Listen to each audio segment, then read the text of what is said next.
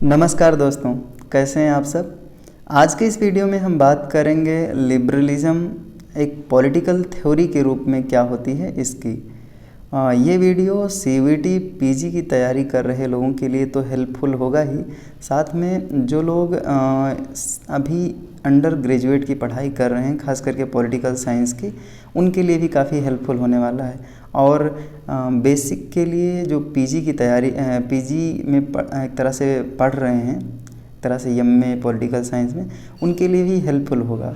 क्योंकि post graduate में भी हम देखते हैं कि कोर्सेस में लिबरलिज़म है। अंडर ग्रेजुएट में तो ज़्यादातर यूनिवर्सिटी में लिबरलिज़म या और चीज़ें पॉलिटिकल थ्योरी में भी आती हैं, और आईआर का कोर्स जिन यूनिवर्सिटी में अंडर ग्रेजुएट में है उनमें तो है ही। तो लिबरलिज़म को हम दो तरीके से कवर करेंगे। अभी जो मैं शुरू कर रहा हूँ ये पॉलिटिकल थ्योरी के रूप में लिबरलिज़म क्या है ये समझने की कोशिश है। दूसरे वीडियो में मैं जब बाद में कभी बात करूँगा उसमें मैं आईआर में लिबरलिज़म क्या होता है इस बारे में बात करूँगा। तो ये मेरा बेसिक छोटा सा परिचय है। मैंने अपना अंडर ग्रेजुएट यानी कि बीए पॉलिटिकल साइंस की पढ़ाई वीएचयू से की है, और अभी मैं अपने एमए की पढ़ाई हैदराबाद सेंट्रल यूनिवर्सिटी से कर रहा हूँ। तो ये मेरा सेकेंड ईयर है, और रिसेंटली मैंने यूजीसी नेट क्वालिफाई किया है। तो इस वीडियो में मैं बेसिकली लिबरलिज़म की जो पॉलिटिकल थ्योरी है इसको हम दो पार्ट में कवर करेंगे। इस वीडियो में हम समझने की कोशिश करेंगे कि लिबरलिज़म होता क्या है, इसके डिफरेंट टाइप्स को समझने की कोशिश करेंगे, और सबसे इम्पॉर्टेंट चीज़ कि इसके कुछ की टीनेट्स या बेसिक फीचर्स को समझने की कोशिश करेंगे। और लिबरलिज़म कैसे इवॉल्व हुआ, क्योंकि एक तरह से कहें हम अगर मेनली बात करें तो लिबरलिज़म इनलाइटनमेंट के टाइम पे एक नई तरीके से सोचने की जो शुरुआत होती है वेस्टर्न कंट्रीज़ में, इटली या यूरोपियन कंट्रीज़ में कहें तो, उसके बाद में 3 फेजेज़ में ये लिबरलिज़म इवाल्व होती है। उसको हम शुरुआती फेज़ को क्लासिकल लिबरलिज़म कहते हैं। बाद में उसमें कुछ प्रॉब्लम्स आते हैं तो उसको रिफॉर्म किया जाता है, तो वो मॉडर्न लिबरलिज़म बनता है। और मॉडर्न लिबरलिज़म में भी प्रॉब्लम्स आते हैं, तो मॉडर्न लिबरलिज़म के बाद में फिर से आता है न्यू क्लासिकल लिबरलिज़म। तो बेसिकली 3 फेज़ हैं, इसको भी हम कवर करेंगे डिटेल में। तो इस वीडियो में मेरा कोशिश ये है कि लिबरलिज़म की कुछ बेसिक फीचर, डेफिनीशन और इनका इवोल्यूशन कैसे हुआ है इसको समझा जाए। आगे और भी वीडियोज़ हम इस पर लिबरलिज़म की पॉलिटिकल थ्योरी पे लाएंगे, जिसमें इसकी और चीज़ें कि लिबरलिज़म किस तरह से ओरिजिनेट होता है, या उसकी और चीज़ें जैसे कि उससे जुड़े हुए इम्पोर्टेंट जो थिंकर्स हैं उनके बारे में कुछ बताया जाए, उनकी क्या रिसर्च रही या उनकी किताबें क्या रहीं, या और चीज़ें जो कि खास करके फैक्चुअल क्वेश्चंस ज़्यादा होते हैं। तो लिबरलिज़म होता क्या है। लिबरलिज़म लैटिन का एक वर्ड है। लैटिन आप देखेंगे कि ज़्यादातर ह्यूमैनिटीज़ के जो चीज़ें हैं, इवन साइंस की भी चीज़ें, वो या तो लैटिन या तो एक तरह से कहें ग्रीक, उनके जो रूट हैं, उनका जो एक तरह से कहें ओरिजिन है, वो इन्हीं वर्डों से हुआ है। तो लिबरलिज़म लैटिन के एक वर्ड से बना है, इसका नाम है लिवर या लाइवर, जिसका मीनिंग होता है फ्री।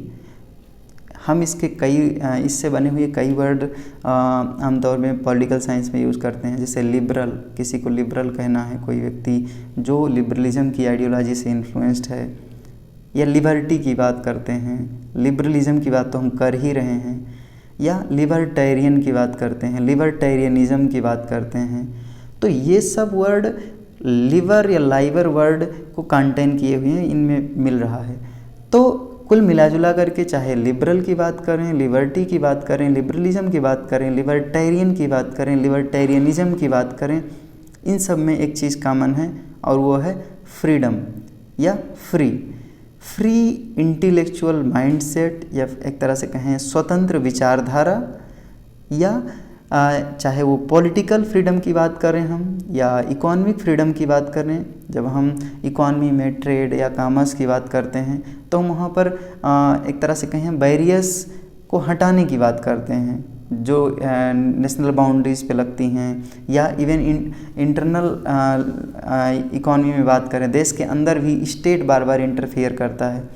तो इकोनॉमिक फ्रीडम की हम वहाँ बात करते हैं कि स्टेट को चाहिए कि वो इंटरफियर ना करे। इसको भी लेके डिबेट हैं और कई वेरिएंट इसके निकल के आते हैं कि स्टेट को इंटरफियर करना चाहिए या नहीं करना चाहिए। इसके बारे में हम आगे बात करेंगे। तो कुल मिला जुला के लिबरलिज़म एक ऐसी आइडियोलॉजी है जो एक तरह से कहें कि सोसाइटी में इंडिविजुअल जो है उसके सोशियो इकोनॉमिक या पॉलिटिकल लाइफ में फ्रीडम को प्राइमेसी देता है। Liberalism is a political and economic doctrine that emphasises individual autonomy. Individual की ऑटोनॉमी यानी इंडिविजुअल फ्री रहे, उसकी इक्वलिटी।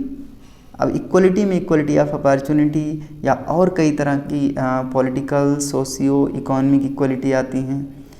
उनके इंडिविजुअल राइट जो हैं, इंडिविजुअल राइट भी कई तरह के हो सकते हैं। जैसे कि आप अगर अपने इंडियन कॉन्स्टिट्यूशन में देखेंगे तो कई तरह के फ्रीडम, कई तरह के राइट दिए गए हैं।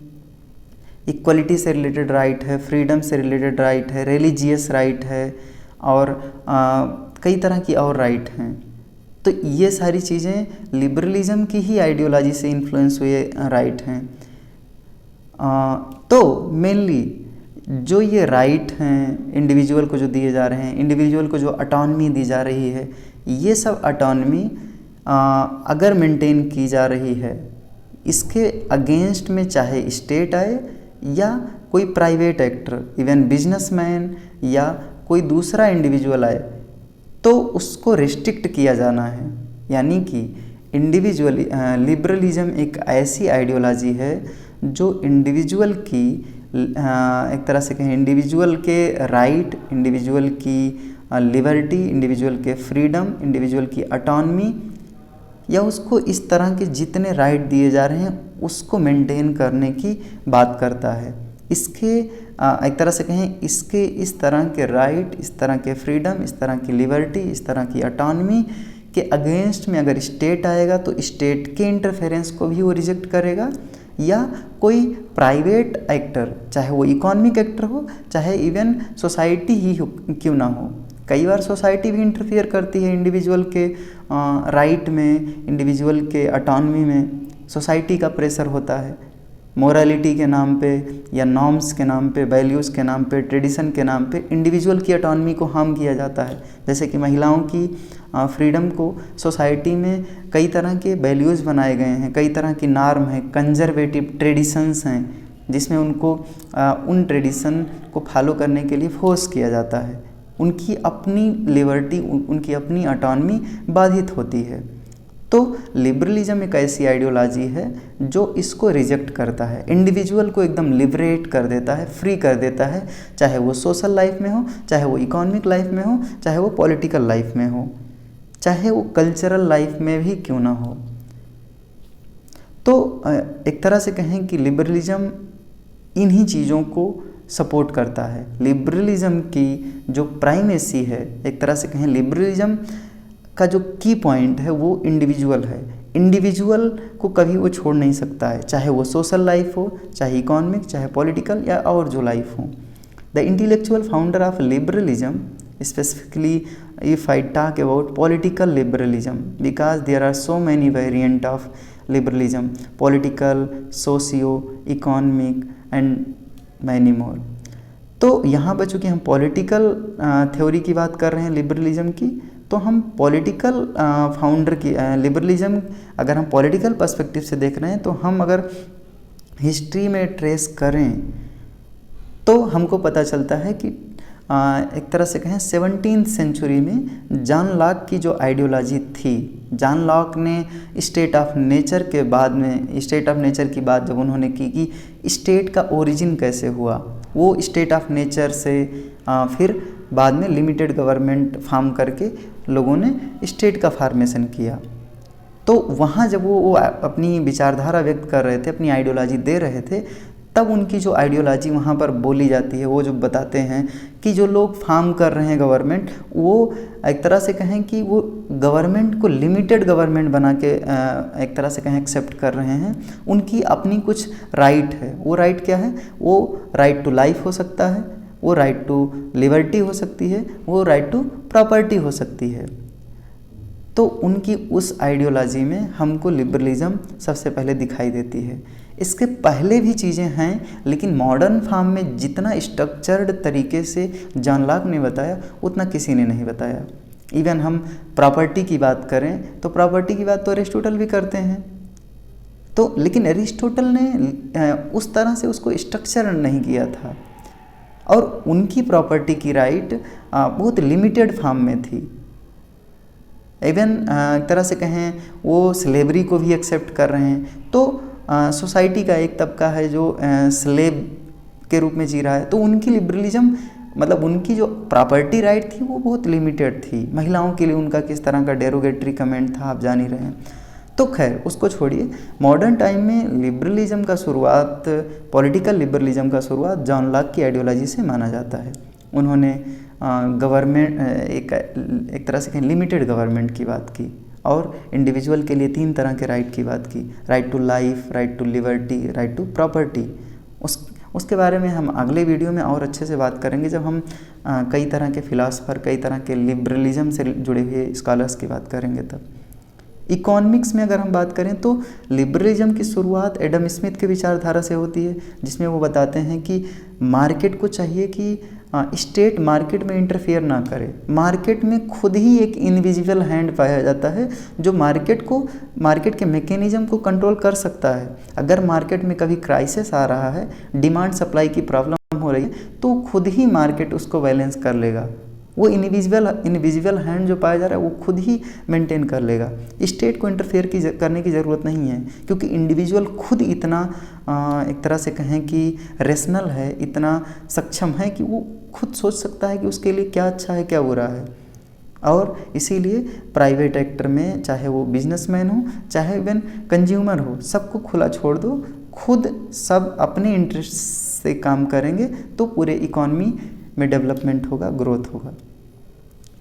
तो उनकी आइडियोलॉजी यही थी कि self interest with in an economic system based on private ownership of means of production. वो प्राइवेट ओनरशिप की बात कर रहे थे कि गवर्नमेंट को पूरे मार्केट को खुला छोड़ देना चाहिए। मीन्स ऑफ प्रोडक्शन जैसे मान लीजिए कि खेती या इंडस्ट्री का ओनरशिप कोई बिजनेसमैन करेगा, तो बिजनेसमैन पूरे इंटरेस्ट के साथ अगर इंडस्ट्री को चलाएगा तो ज़्यादा से ज़्यादा प्रोडक्शन होगा, उसमें वर्कर अब ज़्यादा से ज़्यादा बेज के लिए ज़्यादा से ज़्यादा काम करेंगे। तो एक तरह से कहें वर्कर्स का भी वेलफेयर हो रहा है, इंडस्ट्री ओनर का भी वेलफेयर हो रहा है। तो ऑल ओवर कंट्री में जितने भी मीन्स ऑफ प्रोडक्शन हैं सब में इसी तरह की चीज़ें होंगी और पूरे कंट्री का डेवलपमेंट होगा। इवन इन्होंने इस तरह की बातें करते हुए कुछ ऐसी भी चीज़ें कहीं जो काफ़ी एक तरह से कहें आज के समय में, जैसे हम बात करें कि उन्होंने स्टेट को ये तो बोला कि आप स्टेट इकॉनमी में इंटरफेयर ना कीजिए, लेकिन वहीं साथ ही साथ उन्होंने ये भी कहा कि प्राइवेट मोनोपोलीज नहीं होनी चाहिए। मतलब ये कि महज कुछ लोग पूरे इकॉनमी को, पूरे मार्केट को नहीं कैप्चर, पूरा मार्केट कुछ लोगों के द्वारा नहीं कैप्चर होना चाहिए। मार्केट में कई इंडिविजुअल होते हैं जो एक्ट कर रहे होते हैं, कुछ कंज्यूमर, कुछ प्रोड्यूसर, या कुछ एक तरह सप्लायर और कुछ कंज्यूमर, कुछ बेच रहे होते हैं, कुछ खरीद रहे होते हैं, कुछ। तो उसमें महज कुछ लोग अगर पूरे मार्केट को कंट्रोल करेंगे तो उसमें डिमांड सप्लाई की चीज़ें बहुत कंट्रोल्ड वे में चलेंगी, और एक तरह से कंज्यूमर को अगर हाई प्राइस में भी कोई प्रोडक्ट खरीदना पड़ा तो वो खरीदने के लिए फोर्स्ड होगा, विवश होगा। तो इसीलिए उन्होंने प्राइवेट मोनोपोलीज को रिजेक्ट किया, और इवन स्टेट के इंटरफेरेंस को भी रिजेक्ट किया, कि बोला कि स्टेट को इंटरफेयर नहीं करना चाहिए। लिबरलिज्म जो एक तरह से अगर स्टेट के रेफरेंस में हम बात करें, ये तो इकॉनमी के रेफरेंस में था, तो स्टेट को बहुत लिमिटेड पावर देता है। जैसे कि आप सुने होंगे एनार्किज्म, अगर पढ़े होंगे तो एनार्किज्म में स्टेट को बिल्कुल पावर नहीं दिया जाता है। स्टेट की पावर को एकदम शून्य कर दिया जाता है। लिबरलिज्म अगर हम कंटिन्यूम पे रखें, एक तरफ हम कम्युनिज्म रख दें जिसमें टोटलिटेरियनिज्म रख दें, जिसमें स्टेट पूरी तरह से इंडिविजुअल के हर एक एस्पेक्ट को कंट्रोल करता है, और दूसरी तरफ हम एनार्की रखते हैं, तो उस कंटिन्यूम में जैसे ही हम एनार्की से और टोटलिटेरियनिज्म की तरफ बढ़ेंगे, तो एक तरह से कहें एनार्किज्म में तो बिल्कुल स्टेट का पावर ज़ीरो है, लेकिन लिबरलिज्म में स्टेट को कुछ पावर दिया जाता है कि वो समय समय पर इकॉनमी में या समय समय पर पॉलिटिकल लाइफ में, समय समय पर सोशल या कल्चरल लाइफ में इंटरफियर करे। इवन सोशल लाइफ में जैसे कुछ प्रॉब्लम आ सकता है, जैसे इंडिया में सती प्रथा, कल्चरल लाइफ में भी कुछ प्रॉब्लम आ सकता है, कोई ऐसा कल्चर हो सकता है जो गलत हो, तो उसको सुधारने के लिए स्टेट का इंटरफेरेंस ज़रूरी है। इकॉनमी में भी कोई अचानक से क्राइसिस आ जाए तो पुअर स्टेटा की देखभाल कौन करेगा, क्योंकि प्राइवेट एक्टर जो हैं, बिजनेसमैन हैं, वो अपने वेलफेयर के लिए काम करते हैं, अपने हित के लिए। तो इसीलिए इन सारी चीज़ों को लेकर के कई वेरिएंट हैं। कुछ स्कॉलर मानते हैं कि स्टेट को इंटरफेयर नहीं करना चाहिए, कुछ मानते हैं कि करना चाहिए, और इसी बेसिस पे कई फेजेस बन गए हैं लिबरलिज्म के, जिसके बारे में हम आगे बात करेंगे। तो लिबरलिज्म स्टेट की जो पावर है, अनफेटेड पावर देने से रिजेक्ट करता है, कहता है कि स्टेट को अनफेटेड पावर नहीं है कि अनलिमिटेड जो भी चाहे स्टेट इंडिविजुअल की लाइफ में वो करे, नहीं, स्टेट को लिमिटेड पावर है, जो लॉक बोलते हैं लिमिटेड गवर्नमेंट, गवर्नमेंट को लिमिटेड पावर है, जो भी चाहेगा गवर्नमेंट वो नहीं कर पाएगा। गवर्नमेंट चूँकि लोगों की है तो लोग जो चाहेंगे वो होगा, यानी उसको कुछ लिमिटेड पावर दिए गए हैं।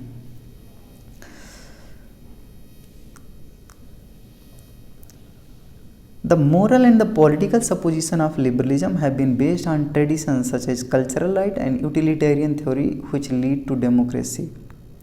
तो लिबरलिज्म कुछ मोरल सपोजिशन से काम करता है, कुछ पॉलिटिकल सपोजिशन मतलब कुछ एजम्पशंस काम करते हैं, कुछ चीज़ें हैं जो मोरलिटी के बेस पे काम करती हैं लिबरलिज्म में, और कुछ पॉलिटिकल बेसिस पे।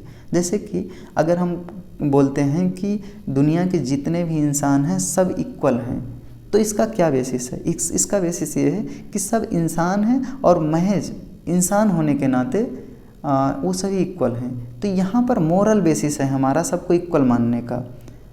All human beings at this earth are equal.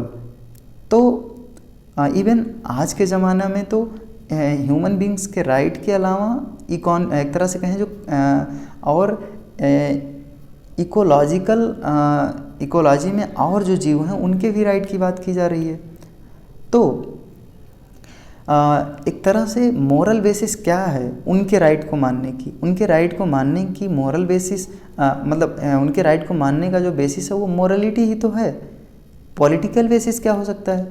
Political basis ये कि जैसे हम कहते हैं कि डेमोक्रेसी जितने भी फॉर्म ऑफ गवर्नमेंट अवेलेबल हैं उसमें सबसे अच्छा है।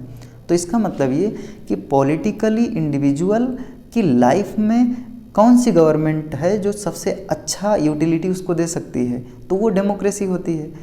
तो वो पॉलिटिकल बेसिस है ये मानने का कि डेमोक्रेसी इंडिविजुअल के राइट को, इंडिविजुअल के वेलफेयर को ज़्यादा अच्छा कर सकती है, और इसीलिए लिबरलिज्म डेमोक्रेसी को भी एक्सेप्ट करता है। यानी कि मोरल और पॉलिटिकल सपोजिशन जो है उससे नेचुरल राइट को एक्सेप्ट करके और डेमोक्रेसी की तरफ लिबरलिज्म खुद को आगे बढ़ाता है। अगर हम लिबरलिज्म के कुछ की टीनेट की बात करें, जिसमें अगर हम कुछ की पॉइंट की बात करें, एक तरह से लिबरलिज्म में कौन सी चीज़ें हैं जो ज़्यादा मायने रखती हैं, तो इंडिविजुअल का राइट, इंडिविजुअल का फ्रीडम। अब राइट और फ्रीडम में आप जितने फंडामेंटल राइट हैं लगभग हमारे इंडियन कॉन्स्टिट्यूशन के पार्ट 3 में आप देख लीजिए, आर्टिकल 12 से 35 तक, उसमें आपको कई राइट मिल जाएंगे। सभी इंडिविजुअलिज्म और लिबरलिज्म की आइडियोलॉजी से इन्फ्लुएंस्ड हैं। इक्वलिटी की बात की गई है, फ्रीडम की बात की गई है, और सारी चीज़ें जो भी हैं। प्राइवेट प्रॉपर्टी हमारे इंडियन कॉन्स्टिट्यूशन में पहले था, अब नहीं है फंडामेंटल राइट के रूप में, लेकिन अभी भी लीगल राइट के रूप में तो है। लिमिटेड कॉन्स्टिट्यूशनल गवर्नमेंट, ये सब लिबरलिज्म की टीनेट्स हैं, की पॉइंट हैं। ये सब चीज़ें बहुत ज़रूरी फीचर हैं लिबरलिज्म की। प्लूरलिज्म, एक ही सोसाइटी में कई आइडियोलॉजी के लोग रह सकते हैं। तो एक तरह से कहें प्लूरलिज्म का मतलब कि अलग अलग आइडियोलॉजी, अलग अलग आइडियाज़ के लोग एक साथ रह रहे हैं, ठीक, तो वो प्लूरलिज्म हो गया। कल्चर के रेफरेंस में इसी को मल्टी कल्चरलिज्म बोल देते हैं।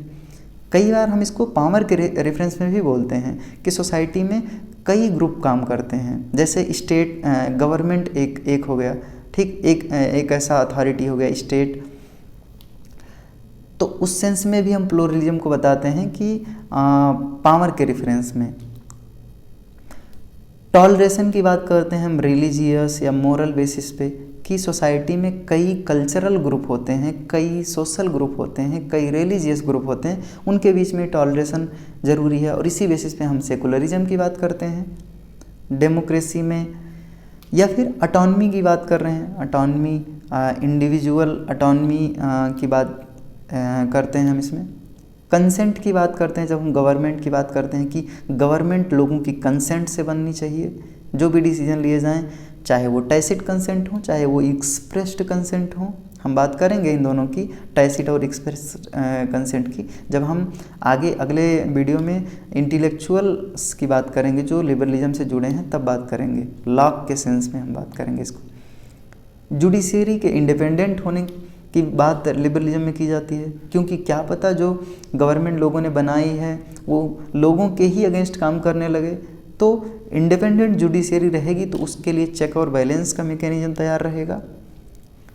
हम कुछ एरिस्टोक्रेटिक प्रिविलेजेस जो हैं पहले जो एक तरह से लोगों के थे, उसके एबोलिशन की बात करते हैं लिबरलिज्म में। हम इसी लिबरलिज्म में वेलफेयर स्टेट की बात करते हैं कि सरकार का काम है लोगों के लाइफ को ज़्यादा अच्छा बनाना, और इसके लिए चाहिए सरकार को कई तरह की स्कीम लॉन्च करे जिससे लोगों की लाइफ सुधरे। तो ये सारी चीज़ें हैं जिनके बारे में हम बात करते हैं। अब हम कुछ फेमस डेफिनेशन की बात करते हैं, कुछ इम्पॉर्टेंट ऐसे स्कॉलर जो लिबरलिज्म या इंडिविजुअलिज्म में काफ़ी इम्पॉर्टेंट रोल प्ले किए हैं उसके इवोल्यूशन में, उनकी कुछ इम्पॉर्टेंट डेफिनेशन हमने यहाँ पर इंक्लूड किया है। ये डेफिनेशन ना सिर्फ उन लोगों के लिए ज़रूरी हैं जो एक तरह से कहें बीए लेवल पे या एमए लेवल पे ये चीज़ें देख रहे हैं, कई बार आंसर राइटिंग में ज़रूरी होती है, बल्कि पीजी में भी कई तरह की छोटी छोटी डेफिनेशन या उनके कोटेशन पूछे जाते हैं और पूछा जाता है ये किसका कोटेशन है। खैर, liberty is right to do what the law permits, यानी कि जो लॉ कह रहा है वही करने का जो राइट है वही लिबर्टी है। एक तरह से रूल ऑफ लॉ की बात कर रहे हैं मॉन्टेस्क, जिन्होंने द स्पिरिट ऑफ लॉ में सेपरेशन ऑफ पावर की बात की थी कि किस तरह से जुडिशियरी, लेजिस्लेचर और एग्जीक्यूटिव के पावर सेपरेट हैं। 3 ऑर्गन हैं एक तरह से कहीं गवर्नमेंट के, और तीनों सेपरेट हैं, कोई इंटरफेयर नहीं करेगा आपस में एक दूसरे के। और उन्हीं से एक तरह से कहें इंडिविजुअल की एक तरह से यहाँ पर तो पावर का सेपरेशन कर रहे हैं ताकि गवर्नमेंट के तीनों ऑर्गन फ्री होके काम कर सकें। उसी में इन्होंने ये चीज़ें भी बात की हैं कि लॉ के हिसाब से जो लोगों को राइट दिया गया है उस हिसाब से अगर करते हैं वही उनकी लिबर्टी है। Always recognise that human individual are ends and do not use them as means to your end. तो जो ह्यूमन इंडिविजुअल हैं वही इंड हैं, उनको मीन्स के रूप में ना ट्रीट किया जाए कि उनसे वोट लेकर के सरकार बना ली और अब अपने वेलफेयर के लिए काम कर रहे हैं। नहीं, वो सरकार लोगों की है, और अगर सरकार बनी है तो सरकार की जो पॉलिसीज़ हैं वो लोगों के जीवन को सुधारने के लिए हैं। यह इमैनुअल कांट के डेफिनेशन है, जो कि बहुत ही बड़े मोरलिस्ट और आइडियलिस्ट थिंकर माने जाते हैं।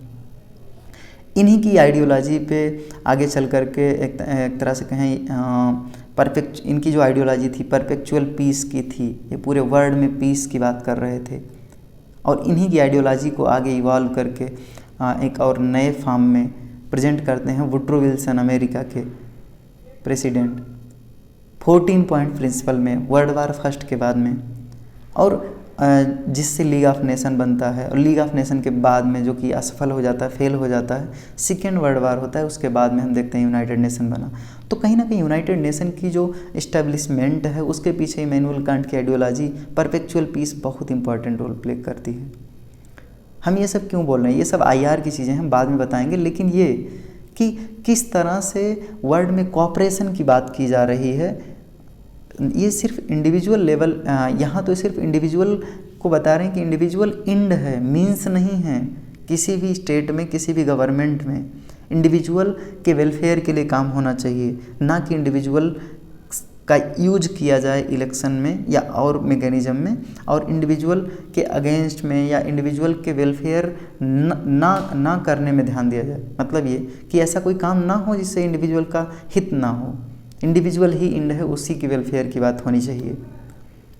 The right of nature is the liberty each man hath to use his own power as he will himself for the preservation of his own nature, this is to say of his own life. ये quotation है Thomas Hobbes का, जो एक तरह से कहें social contract theory के माध्यम से ये प्रेजेंट करते हैं कि किस तरह से स्टेट इवॉल्व हुआ, किस तरह से स्टेट ओरिजिनेट हुआ। इन्होंने लेवाइथन नाम की एक बहुत इंपॉर्टेंट किताब लिखी, जिसमें इन्होंने एक तरह से कहें कि एब्सोलूट मोनार्की की बात की है। इन्होंने बताया कि इंडिविजुअल स्टेट ऑफ नेचर में एक तरह से उसकी स्थिति बहुत ही ख़राब थी। एक तरह से उसमें इन्होंने कुछ कोटेशन से बताया कि इंडिविजुअल की जो लाइफ थी वो solitary, poor, nasty, brutish, short इस तरह की थी। और जब उसके बाद में सोशल कॉन्ट्रैक्ट हुआ इंडिविजुअल का, तो एक एब्सोलूट मोनार्की बना, जो कि लोगों के इंडिविजुअल राइट को उनके एक तरह से क्या उनकी सिक्योरिटी को मेंटेन करने के लिए बना था। इवन एब्सोलूट मोनार्क के बन जाने के बाद भी इंडिविजुअल को कुछ राइट था अपने लाइफ को प्रिजर्व करने का। तो वहाँ से ये निकाल के ला रहे हैं कि इंडिविजुअल को वहाँ राइट था। जब एक तरह से कहें स्टेट ऑफ नेचर के बाद में एक नई स्टेट बन रही, गवर्नमेंट बन रही है, तो उस गवर्नमेंट में लोगों को अपने सिक्योरिटी का राइट था, और वहीं से मतलब हर एक इंडिविजुअल को अपनी सिक्योरिटी का राइट था, यानी कि वो इंडिविजुअल राइट की बात कर रहे हैं। यहाँ पर और भी कई सारे डिफिनीशंस हैं, कुछ इकोनॉमिस्ट के डिफिनीशन हैं और कुछ पॉलिटिकल थिंकर्स के। Like all other contract, wage should be left to fair and free competition of the market and should never be controlled by the interference of legislature. इसमें David Ricardo, जिन्होंने labour theory of value दिया है, लाक ने पहले जो private property की बात की थी, उन्हीं की बातों को एक अलग अंदाज में बोल रहे हैं। इकोनॉमिक्स में डेविड रिकार्डो, एडम स्मिथ के बाद में आते हैं ये, तो ये कह रहे हैं कि मार्केट में स्टेट का इंटरफेरेंस, गवर्नमेंट का इंटरफेरेंस नहीं होना चाहिए। यहाँ लेजिस्लेचर उन्होंने यूज़ किया है, वो गवर्नमेंट को ही रिप्रेजेंट कर रहा है। बाद में अब दूसरा डेफिनेशन जेएस मिल का है, the only purpose for which power can be rightfully exercise only any member of a civilise community against his will is to prevent harm to other. Power का एक्सरसाइज आप तभी करें सिर्फ जब आप किसी एक तरह से कहें किसी ऐसे व्यक्ति को कंट्रोल करना चाहते हैं जो दूसरे को हार्म पहुंचा सकता है, ना कि आपको। सिर्फ अपने वेलफेयर के लिए, अपने अच्छे के लिए आप पावर को एक्सरसाइज मत कीजिए। अदरवाइज होगा क्या कि हर कोई अपने हित के लिए पावर का यूज करने लगेगा। जो मजबूत है, जो पावरफुल है, वो अपने पावर का एक्सरसाइज जब करने लगेगा, तो वही सोसाइटी में जब एक तरह से कहें एनार्की सेट हो जाएगी। एक हर कोई अपने पावर की बात, अपने वेलफेयर की बात कर रहा है, कोई नियम कानून नहीं मान रहा है। जो पावरफुल है, जो कि इंडियन सोसाइटी में बात की गई मत्स्य न्याय की, चाणक्य ने बात किया कि जो बड़ी मछली है वही जीत रही है, वही छोटी मछली को खा ले रही है। तो नियम कानून बना है, इसमें सोसाइटी में अगर कोई इंसान दूसरे को नुकसान पहुंचा सकता है तो पावर का इस्तेमाल सरकार को करना चाहिए उसको रोकने के लिए, ये कहा जा रहा है। इवन दूसरे लोग भी उसको रोक सकते हैं। अगर दूसरे लोगों को लग रहा है कि जैसे मान लीजिए एक सोसाइटी में ए बी सी रहते हैं और ए को लग रहा है कि बी सी को नुकसान पहुंचा सकता है, तो ए बी को रोक सकता है। ये नहीं कि मतलब एक तरह से कहें कि पावर का इस्तेमाल अपने अच्छे के लिए आप मत कीजिए। सेल्फ रिगार्डिंग और अदर रिगार्डिंग एक्शन में जेएस मिल ने इन्हीं चीज़ों के बारे में बात की है। इसको हम आगे और डिटेल में देखेंगे। आगे बताते हैं कि अगर कोई अपने एक तरह से कहें over one's mind and over one's body of individual is sovereign, अपने दिमाग पे और अपने शरीर पे, अपने बॉडी पे इंडिविजुअल पूरी तरह से एम्पावर्ड है, पूरी तरह से सॉवरेन है, जो चाहे वो करे। हर कोई जानता है कि हमारे लिए अच्छा क्या है और बुरा क्या है। इसी को जो एक तरह से कहें अपने लिए क्या अच्छा है, इसी को उन्होंने कहा सेल्फ रिगार्डिंग एक्शन। अगर कोई इंडिविजुअल कोई ऐसा काम कर रहा है जिससे उसका नुकसान होता है तो उसे करने दो, कोई दिक्कत नहीं है। सोसाइटी को इसमें पढ़ने की कोई ज़रूरत नहीं है। अगर कोई अपने घर में अपने कमरे में बैठ के शराब पी रहा है तो सोसाइटी को इससे कोई दिक्कत नहीं होनी चाहिए, सरकार को इससे कोई दिक्कत नहीं होनी चाहिए। लेकिन अगर वही कहीं मार्केट में सिगरेट पी रहा है, उससे 10 लोगों को और उस धुआं से नुकसान हो रहा है तो उसको रोकना चाहिए। सरकार को पावर यूज़ करके उसको रोकना चाहिए। खैर बाद में और इसमें डिटेल में बात करेंगे। Whatsoever crosses individuality is despotism. Individual के फ्रीडम को, उसके राइट को, उसकी लिबर्टी को, ऑटोनमी को, जो भी चीज़ें हैं उसको अगर क्रस किया जाएगा तो वो डेस्पोटिज्म होगा। डेस्पोटिज्म ही टोटलिटेरियनिज्म का एक तरह से कहें उसी से मिलता जुलता एक टर्म है। बाद में इसके बारे में और बात करेंगे। अभी ये टोटलिटेरियनिज्म की ही तरह है, ये समझ लीजिए। It's vain to talk of the interest of the community without understanding what is the interest of the individual. Jeremy Bentham जो एक बहुत बड़े यूटिलिटेरियन थिंकर हैं, जिन्होंने यूटिलिटेरियनिज्म के नाम से एक किताब भी लिखा है, बहुत ही फेमस किताब है। उन्होंने कहा कि इंडिविजुअल के बारे में, इंडिविजुअल के इंटरेस्ट के बारे में, इंडिविजुअल के वेलफेयर के बारे में जाने, आप सोसाइटी के बारे में कैसे जान सकते हैं? अगर आपको समझना है कि सोसाइटी क्या होती है, उसका वेलफेयर, उसका इंटरेस्ट क्या है, कम्युनिटी की इंटरेस्ट क्या है, तो आप पहले कम्युनिटी के यूनिट के बारे में समझो जो कि इंडिविजुअल है। जेरेमी बेंथम ने यूटिलिटेरियन की जो बात की उसी को एक अलग अंदाज में जेएस मिल ने प्रेजेंट किया, ह्यूमनिस्टिक अप्रोच दिया। हम बाद में बात करेंगे इसके बारे में।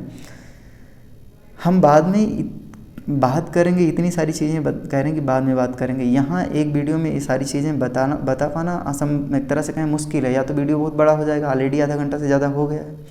तो liberty is to be free from restraint and violence from other.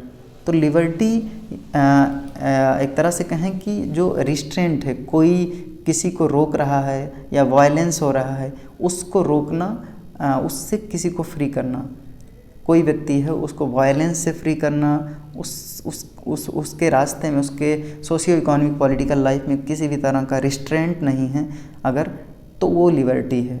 उससे फ्री कर दिया जाए, किसी भी तरह का बंधन है, सोशियो इकोनॉमिक पॉलिटिकल रिस्ट्रेंट है या वायलेंस है, उससे अगर उसको फ्री कर दिया जाए तो वो लिबर्टी एक्सेस कर रहा है, ये माना जाएगा। ये लॉ का डिफिनीशन है। The most precious of all possession is power over our self. सबसे ज़्यादा इम्पॉर्टेंट चीज़ है कि हम अगर पावर की बात करें, सबसे इम्पॉर्टेंट पावर क्या है कि हम अपने ऊपर पावर एक्सेस कर पाएँ। कोई ये ना बताए कि हमको अपने रिगार्डिंग जो चीज़ें हैं उसमें क्या करना है, हमको क्या कपड़ा पहनना, किस तरह का कपड़ा पहनना है, किस रंग का क्या खाना है। अगर ये है तो हम ये समझेंगे कि सबसे इम्पॉर्टेंट, सबसे ज़्यादा पावरफुल, सबसे ज़्यादा प्रेशियस पोजीशन यही है। ये लॉ का डिफिनीशन है। लिबरलिज्म की कुछ फीचर्स हैं, जैसे ये मर्केंटलिज्म के अगेंस्ट में बात करता है। मर्केंटलिज्म एक ऐसी आइडियोलॉजी है जो एक तरह से मार्केट में जो मर्चेंट हैं, मार्केट में मर्चेंट के कंट्रोल के अगेंस्ट में बात करता है। मतलब मर्केंटलिज्म एक ऐसी आइडियोलॉजी है कि उसमें they believe that economy should be controlled by the state and the government. ये लिबरलिज्म की आइडियोलॉजी है। लेकिन मर्केंटलिज्म की आइडियोलॉजी ये है कि जो इकॉनमी है वो कुछ प्राइवेट बिजनेस एक्टर जो कि मर्चेंट हैं उनके द्वारा कंट्रोल किया जाना चाहिए। इवन हम देखेंगे कि क्लासिकल लिबरलिज्म में मर्केंटलिज्म की चीज़ें हैं। यहाँ हम और वेरिएंट्स की बात कर रहे हैं कि जब मर्केंटलिज्म के अगेंस्ट में बात कर रहे हैं कि लिबरलिज्म इनके अगेंस्ट में बोलता है। रिलीजियस डोमिनेंस नहीं होना चाहिए स्टेट पर, पक्का हर फेज़ में लिबरलिज्म ने रिजेक्ट किया है रिलीजियस डोमिनेंस, चाहे वो स्टेट पे हो चाहे वो इंडिविजुअल पे हो। सोसाइटी का डोमिनेंस नहीं होना चाहिए, इंडिविजुअल और इंडिविजुअल बस। कंजर्वेटिज्म सोसाइटी में सोशल लाइफ में इंडिविजुअल के, सोसाइटी या इकोनॉमिक लाइफ में कई तरह की या पॉलिटिकल लाइफ में कई तरह की कंजर्वेटिज्म आ सकती है किसी स्टेट में, जो उसको अपनी पूरी एक तरह से कहें लिबर्टी को एक्सेस करने से रोके। जैसे कि फ्यूडल सोसाइटी रेगुलेट किया जा रहा था कुछ कस्टम से, आज भी सोसाइटी में कई कस्टम हैं, जैसे कभी सती प्रथा का कस्टम था, वो एक कंजर्वेटिज्म था। आज भी कई ऐसे कस्टम हैं सोसाइटी में, तो वो कस्टम, वो ट्रेडिशन, नॉर्म्स, वैल्यूज़, ये सारी चीज़ें हमेशा सही ही नहीं होती हैं। कुछ गलत चीज़ें भी, समय के साथ में चीज़ें गलत भी हो जाती हैं, सोसाइटी के द्वारा गलत भी समझा जाता है। कई बार इंडिविजुअल के लिए ये चीज़ें, कई बार इंडिविजुअल को लग सकता है कि ये हमको नहीं पसंद है, लेकिन फिर भी सोसाइटी में वो नॉर्म्स है, वो वैल्यूज़ हैं जिसको सोसाइटी अच्छा मान रहा है, तो वो इंडिविजुअल के अगेंस्ट में काम कर सकता है और सोसाइटी उनसे एक्सपेक्ट कर सकता है कि आप फॉलो करो, भले ही तुमको ना पसंद हो। इसीलिए लिबरलिज्म इसके अगेंस्ट में बात करता है। जितनी भी कंजर्वेटिज्म, चाहे वो रिलीजियस कंजर्वेटिज्म हो चाहे वो सोशल कंजर्वेटिज्म हो, सबके अगेंस्ट में बात करता है और इंडिविजुअल को एकदम फ्री कर देता है। अब हम कुछ बेसिक एलिमेंट की बात करते हैं जो कि लिबरलिज्म में हैं। जैसे कि ये इंडिविजुअल सेंट्रिक है, हमेशा सिर्फ इंडिविजुअल की बात कर रहा है। इसमें रैशनैलिटी नाम की चीज़ है। कंजर्वेटिज्म जो था, चाहे वो सोशल लाइफ में या रिलीजियस लाइफ में या इकोनॉमिक लाइफ में, उसको ये रिजेक्ट करता है। ये लिमिटेड कॉन्स्टिट्यूशनल गवर्नमेंट की बात करता है। गवर्नमेंट पूरी तरह से पावरफुल नहीं है कोई कि इंडिविजुअल की लाइफ में जो चाहे वो करे, गवर्नमेंट लिमिटेड है। लिबर्टी इसमें पैरामाउंट है, सबसे इम्पॉर्टेंट चीज़ है इंडिविजुअल की liberty, autonomy, freedom. Capitalist market economy को ये एक्सेप्ट करता है, हमेशा नहीं लेकिन एक तरह से कहें ज़्यादातर केसेस में दुनिया के ज़्यादातर ऐसे कंट्री जहाँ पर लिबरल आइडियोलॉजीज़ प्रिवेलेंट कर रही हैं वहाँ पर कैपिटलिस्ट इकॉनमी ही है। तो कुछ केसेस में जब हम बात करते हैं कि वेलफेयर इकॉनमी की, स्टेट का काम है कि वो लोगों के लिए वेलफेयर सर्विसेज प्रोवाइड कराए, तो वहाँ पर हम कैपिटलिज्म से थोड़ा दूर जाते हैं एक तरह से, एक सेंस में। लेकिन कोई भी कंट्री ना तो पूरी तरह से कैपिटलिस्ट है, ना ही पूरी तरह से वेलफेयर पॉलिसीज़ को अडॉप्ट कर रही है। मतलब एक तरह से दो ही तरह की चीज़ें हैं, ना तो सोशलिस्ट है ना तो कैपिटलिस्ट है। और सोशलिस्ट में ही हम वेलफेयर की बात करते हैं, वेलफेयर स्टेट की बात करते हैं। तो पूरी तरह से एकदम 100% कोई कंट्री नहीं है, ना तो वो कैपिटलिस्ट ना तो सोशलिस्ट। उस कोई कंटिन्यूम में सोशलिज्म की तरफ ज़्यादा नज़र आएगा तो कोई कैपिटलिज्म की तरफ ज़्यादा नज़र आएगा।